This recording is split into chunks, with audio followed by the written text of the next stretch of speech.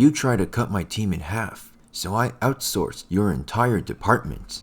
Welcome back to Reddit Chronicles. If you're new here, do consider subscribing to help me feed my channel and grow my cat. And if you liked the video, do kindly give it a thumbs up to help me out. Let's get started.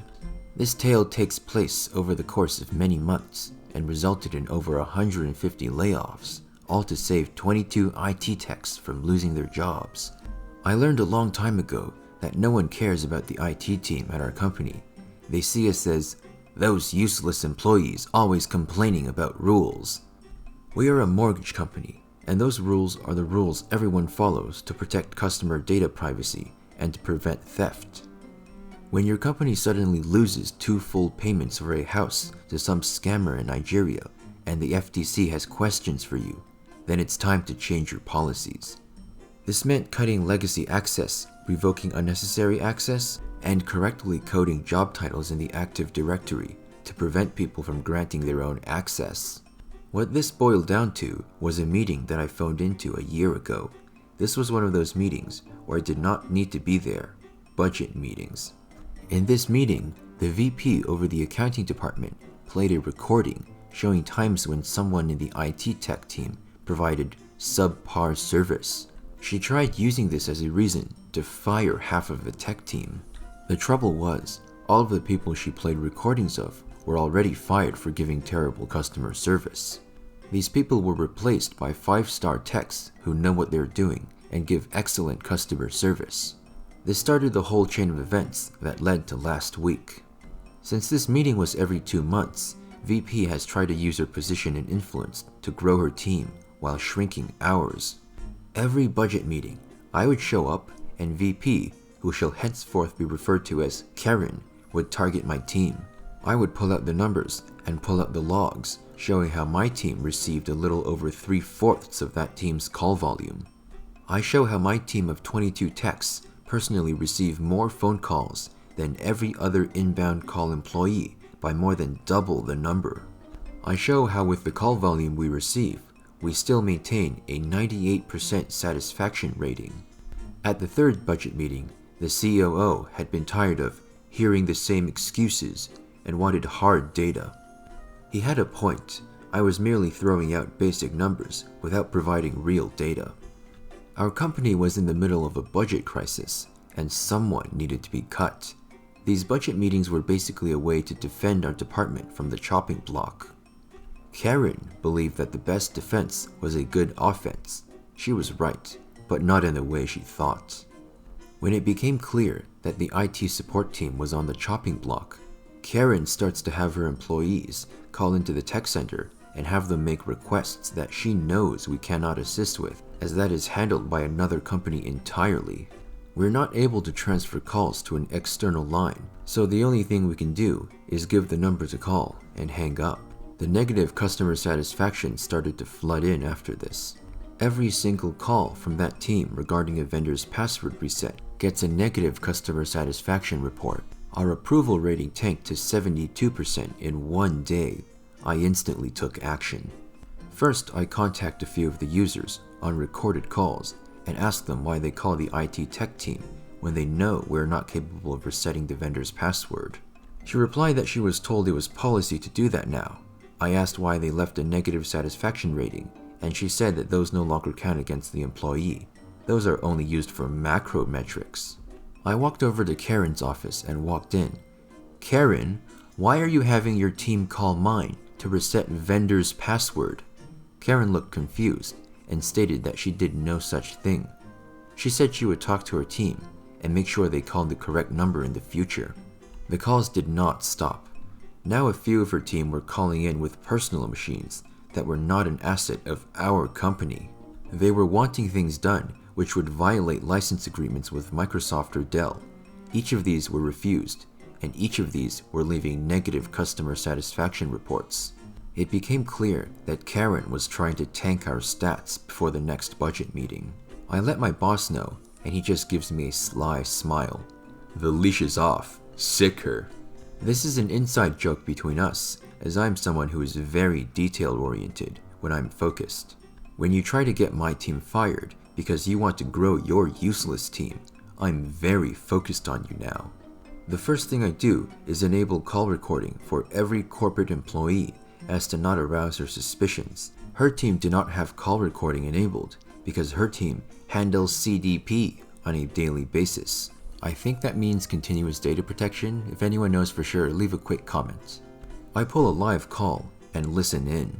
This is employee with our company. May I have your account number or your name? The customer gives the name. Okay, I have your account pulled up. Are you wanting to make a payment? Customer says yes. Are you authorizing me to go ahead and make the withdrawal from the bank account we have on file? Customer agrees. Okay, payment is processing. You will be notified in X days when it's complete. Your next due date is this date. Customer thanks her and he hangs up. Entire phone call was 1 minute and 22 seconds. Short phone call, so I listen to another. Similar situation. I listen to another and get the same thing.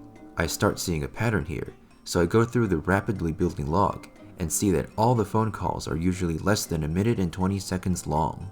It takes well over an hour before an anomaly occurs, and I see a 5-minute phone call. The customer needed an extension, and the employee was authorized to give her a 30-day extension to avoid a late fee if she would make a double payment next month. The person on the phone agreed. At this point, I also turn on customer satisfaction for her team only. I expected a largely similar rating as my team. I was not prepared for the nearly 50% rating that steadily dropped.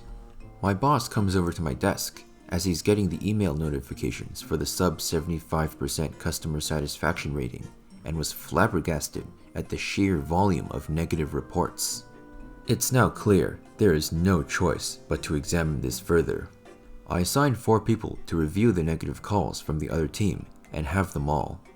The amount of employees being downright rude to customers, not other employees, but paying customers over the phone was shocking.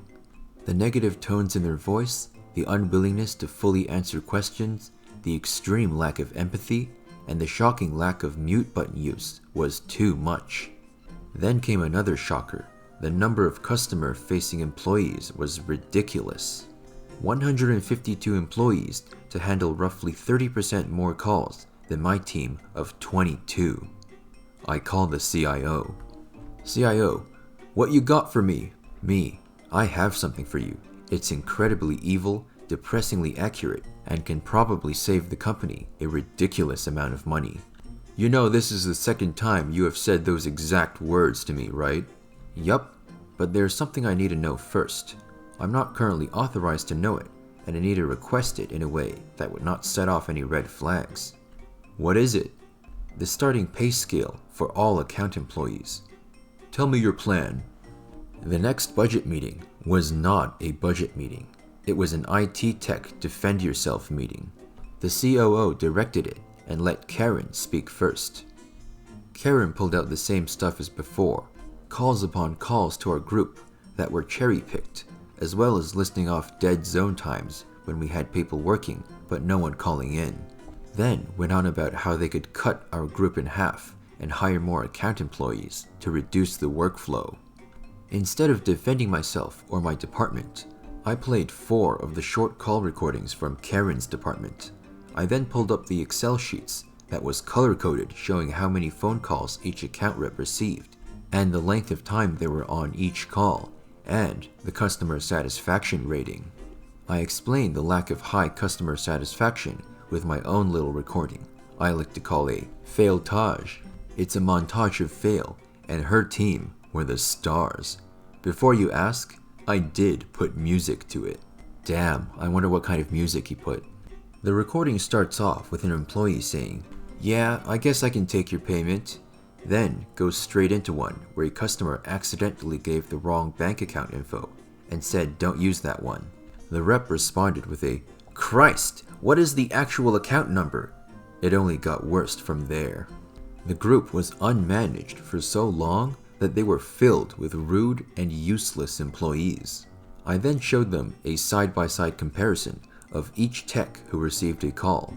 I showed how my techs were receiving more than 4 times the number of calls per rep than her team was getting per day.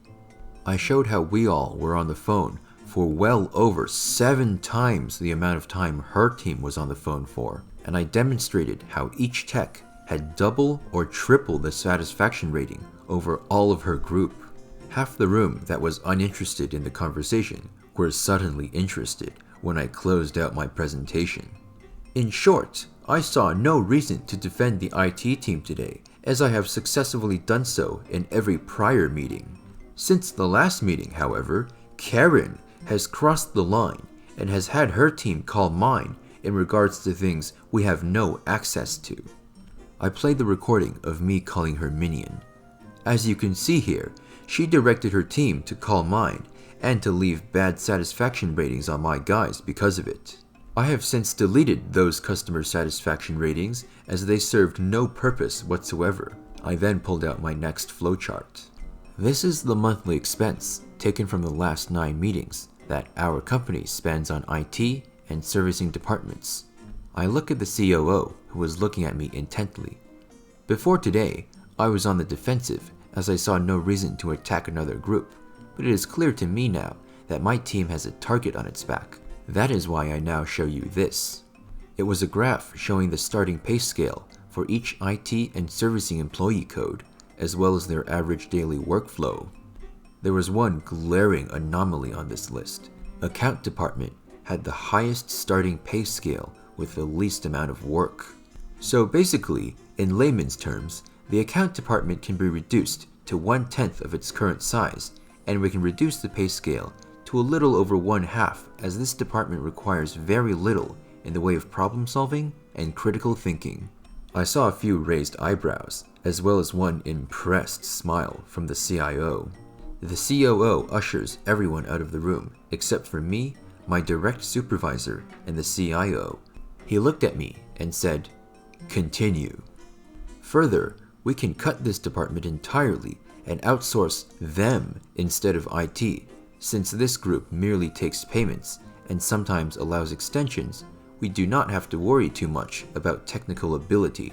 Outside of simply using Windows, we can hire high schoolers if we wanted to. This got a laugh from the CIO. Karen was staring through the window with this smug grin on her face the entire time. Now for my final bit for this meeting. I'm going to play 2 cherry-picked phone calls. These are the 2 most technical phone calls I could find from the last month for both departments. I played a call where a payment fails to process and the rep realizes she typed in the wrong number. Then I play a call where it starts out with a user stating that her customer submitted a payment to the wrong CD. The tech breaks out into our procedure to prevent wire fraud. Thanks to the quick action of this tech, we were able to reverse the CD and save the customer from losing their down payment. I believe CD means certificate of deposit. If I'm mistaken, someone correct me in the comments. The final masterful stroke was playing my final card. As you all know, Karen has been coming after my team for months. She's been grinding her axe against us because she, like everyone else, has made the mistake that we are incompetent, inept, and useless to the company. What she did not know was that I have all of the logs showing the truth. The smoke she's been blowing for years is so thick that it's ridiculous. Her team is highly replaceable, and we both know my team would require extensive training and effort to replace. The CIO spoke up. With just about 30 people, we can outsource her entire department and save the company millions a year.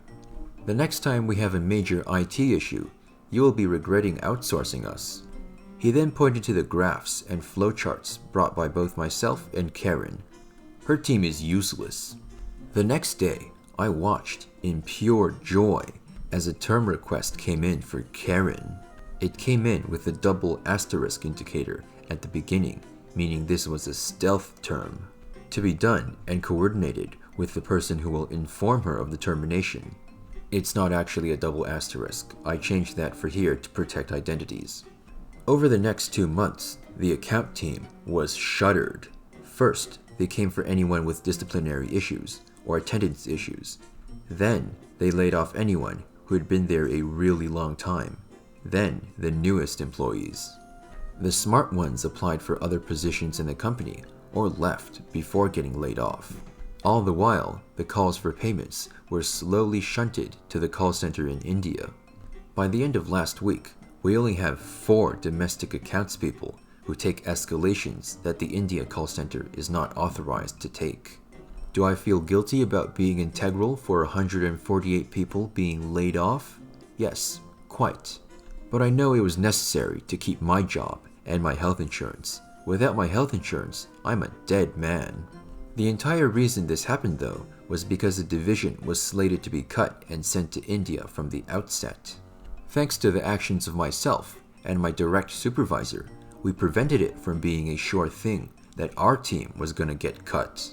On top of that, we cut out a festering wound in the company that was slowing it down and costing it money. My team has not been brought up in the budgetary meetings since. Now that, folks, is pro-revenge done right. Just goes to show, before you go after someone, make sure your own house is in order. And of course, if someone is coming after you, check to see if they're doing something wrong.